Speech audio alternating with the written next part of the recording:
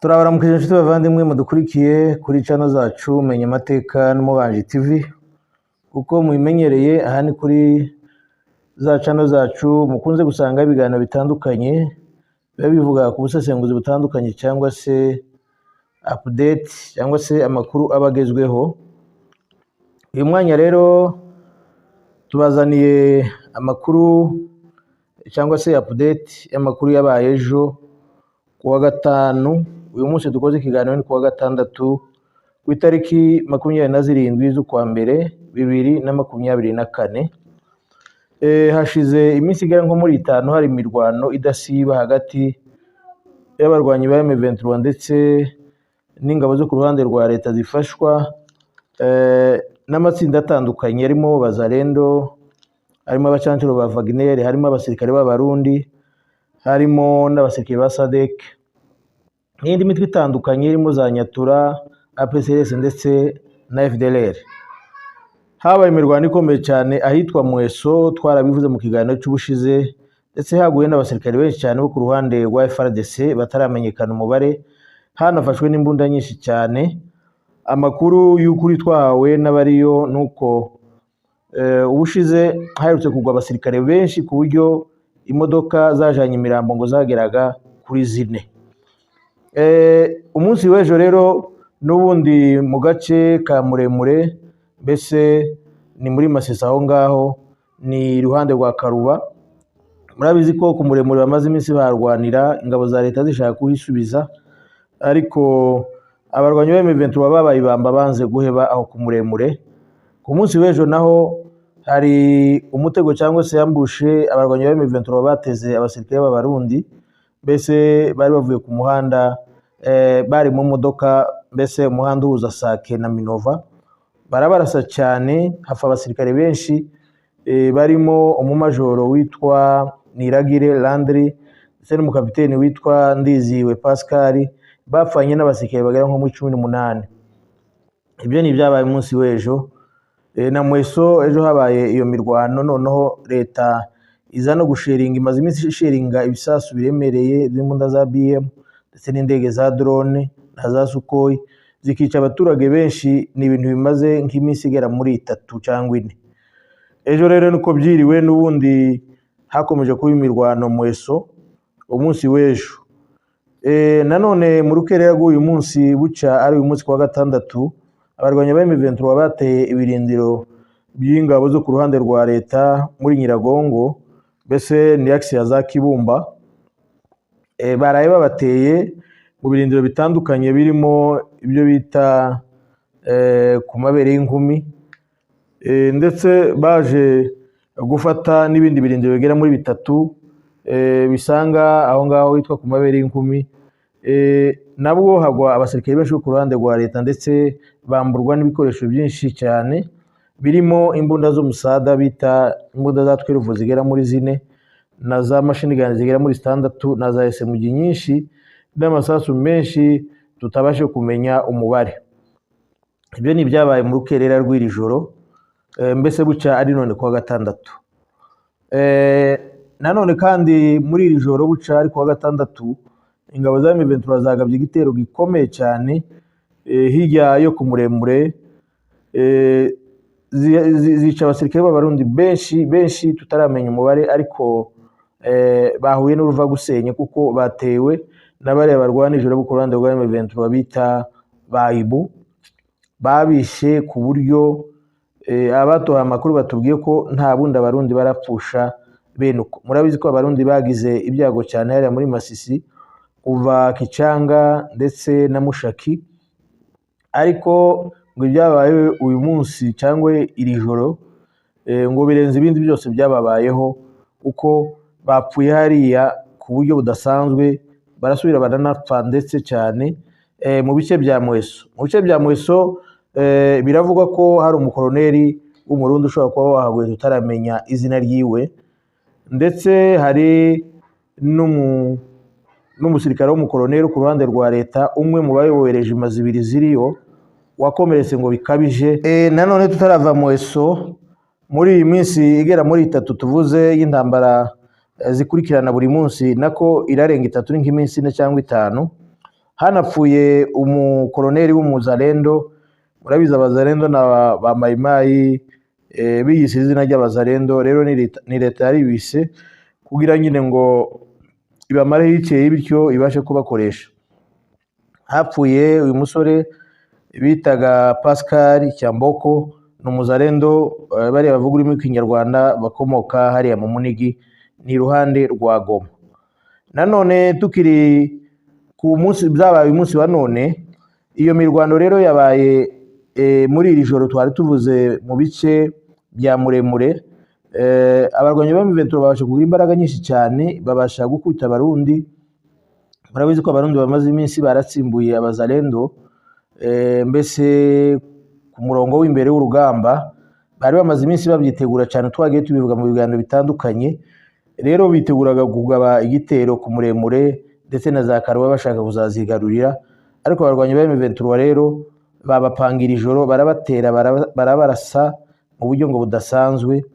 Noneho bukeye imirwano ihita yubura, leta ikoresha sharing cyane, iyo munda ziremeye irasa ahantu henshi. Imirwano yahise iba mu bice byinshi cyane bya Masisi birimo aho ku Muremure, ndetse na Karuba nahitwa Kingi, na Karenga, na Negerero, na Mbuhi no hafi yaho. Mbese tuno duce tugiye tugira hagiye hegerana, n'ubwo wenda mwumva ari amazina menshi, ariko n'ahantu hegeranye hose leta yihashiringa cyane. Handi hamwe niho hagiye imirwano yo guhangana. Umutwe wa M23 rero wahise ubarusha imbaraga cyane. Mu gitondo uramanuka ugera hafi y'umuhanda uhuza Sake na Minova. Niyo makuru mwabonye acicikana kare ko M23 yakase umuhanda uhuza mbese Sud Kivu na Nord Kivu. Niko byagenze mu by'ukuri, nubwo abarwanyi ba M23 batamarutse ngo bike neza ku muhanda, ariko bagarukiye haruguru yaho bita Kiroche. Amirwano yakomeje, leta yakomeje gusheringa, indege ziriwe zirasa n'imbunda zikomeye, ariko M23 ibasha kugira imbaraga nyinshi kabisa. Yageza ahitwa ku Makafe, ni ibirometero bikeya na Sake, ndetse Isake hakomeje kuba ubwoba cyane, abaturage bahunga. Bari bazi ko abarwanyi ba M23 bagiye gufata Sake, bitewe n'uburyo bari bagize imbaraga nyinshi cyane, bagenda bashushubikanya abo ku ruhande rwa leta. Leta rero yakomeje gusheringa cyane bano basirikare ba SADC bagizwe n'Abasud Afrique n'Abamalawi, murabizi, ndetse n'Abatanzania baje, bakomeje gusheringa barasira kure, ariko abantu bahanganye kandi bagirwaho ingaruka zikomeye cyane n'intambara y'uyu munsi habe n'ejo. N'abasirikare b'Abarundi bahuriye n'uruva gusenya mu by'ukuri, kuko twagiye tubibwirwa n'abakunzi bacu. Intambara yakomeje rero kugeza umunsi wose, kugeza mu mugoroba wa joro. Hari amakuru tubonye ko leta yarashe ibisasu biremereye, igisasu kimwe kigwa Sake kibasha gusenya inzu gihitana n'umwana, ngo abana bari mu nzu kibasha guhitana umwe. Ayo ni amakuru y'ukuri, hiriwe havugwa amakuru menshi, ariko amwe arimo nko gukabya ko ingabo za M23 zafashe Sake, ndetse hari aho bigeze kuvuga ngo zakomeje zija nko mu mujyi wa Goma, ariko mu by'ukuri ntabwo zigeze zifata Sake. Habe na hariya zabanje gufata umuhanda, ntabwo zatibutse neza ku muhanda, zagarukiye aho hejuru aho bita Kiroche. Ariko ikigaragara nuko intambara yahinduye isura bitewe n'imbaraga zayigaragayemo. Mu by'ukuri ni ubwa mbere abanye M23 berekana imbaraga zingana kuriya, kandi ku mafuro atandukanye, kandi zamara zikabasha guhitana abasirikare benshi cyane bo ku ruhande rwa leta, ndetse n'abafasha Abarundi n'Abazalendo, ndetse biravugwa ko n'abari ba Wagner hari abapfuye mu bice bya Mweso. Mu bice bya Mweso rero ingabo za leta, ingabo za M23 zagiye zigarurira izindi nsisiro zisanga aho zari zifite. Ni ukuvuga ngo muri centre ya Mweso nyirizina by'ukuri nta mirwano ihabera, imirwano yose igenda ibera hirya, kuko Mweso ni ahantu hanini kandi hagiye hagirwa n'imihana myinshi, ariko nanone hakagira iyo bita centre cyangwa se nk'umujyi niko twavuga. Icyagaragaye nuko M23 yagize imbaraga abantu batari bazi ko ifite, ku buryo ku mafuro yose yakoze ibintu bidasanzwe kabisa, ihica abasirikare ba FARDC ndetse n'Abarundi. ariko cyane cyane aho baguye ni Mweso naho ngaho tuvuze ugana ku muremure, mbese hagati yo ku muremure umanuka uzasatira umuhanda, uriya muhanda nyine tuvuze uhuza Sake na Minova cyangwa se Sud Kivu na Nord Kivu. Uko niko byagenze, intambara igejeje nimugoroba, uko niko byiriwe kugeza mu mugoroba wa joro. Birashoboka ko intambara ishobora no gukomeza. Amakuru twari dufite kugeza ubu saa 12 n'igice saa moya, imirwano n'ubundi leta yari gisheringa cyane, ikomeza kurasa ibisasu ahantu hatandukanye, kandi ibi bisasu niko bigenda bigira ingaruka bitana abasivili.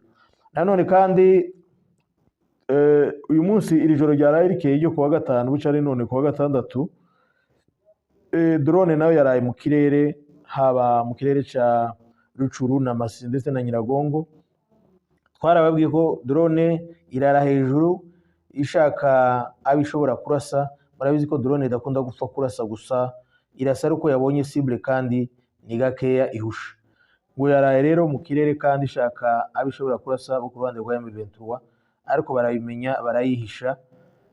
Bariya baraye bateye ijoro muri ibyo bice tuvuze, barasha Barundi, bagize amahirwe drone ntiyabarasha, ariko drone nkaho yaraye hejuru. Abatari mu mirwano bose baraye mu bwihisho cyangwa se muri maficho mugani w'abasirikare, kuko drone barayibizi ko ari ikintu kibi cyane. Umuti wayo no kuyihisha bakaja mu ndake n'ahandi hose basanzwe bayihisha. Ngayo nguko uko niko byiriwe kubijanye na update y'uyu munsi. Utubabare cyane kuba tutabagejeho amakuru kare, ariko ahaziye aya n'amakuru kuri twatohoje neza mu by'ukuri niko bimeze. Rero ku bakunzi ba M23 mu by'ukuri birasa ngaho ziriya ngabo twari tuzi ko zifite imbaraga nyinshi, izi za Sadeke n'izi z'Abarundi n'Abazalendo na FARDC, birasa ngaho imbaraga zazo mu by'ukuri ziri hasi y'iza M23, bitewe n'ibyo M23 yabakoreye uyu munsi.